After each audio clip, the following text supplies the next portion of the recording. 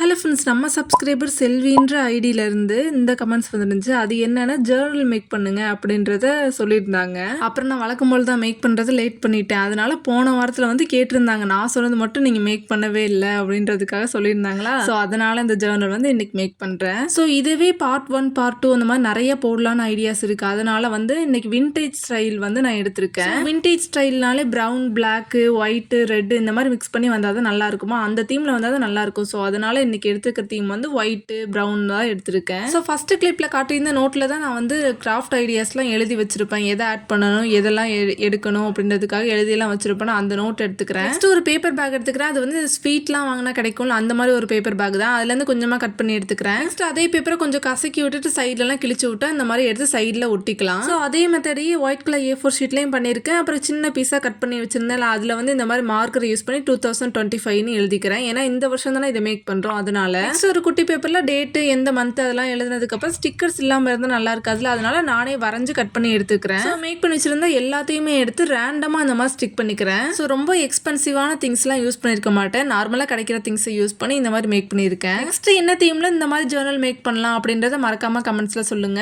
எனக்கும் ஒரு ஐடியா இருக்கு. யார் அந்த ஐடியா வந்து சொல்றீங்களோ அவங்களுக்கு வந்து நான் சொல்றேன் என்னன்னு. இப்போ ஸ்டிக் பண்ணி இருக்கிறது எல்லாமே வேஸ்டா இருந்துச்சா, அதை வந்து எதுக்கு வேஸ்ட் பண்ணணும் அப்படின்றதுக்காக மறுபடியும் எடுத்து அதிலேயே ஒட்டி விட்டுட்டேன். ஸோ இந்த ஜேர்னலுக்கு 10 out of எவ்வளோ கொடுப்பீங்கன்னு மறக்காம கமெண்ட்ஸில் சொல்லுங்கள். தேங்க்ஸ் ஃபார் வாட்சிங்.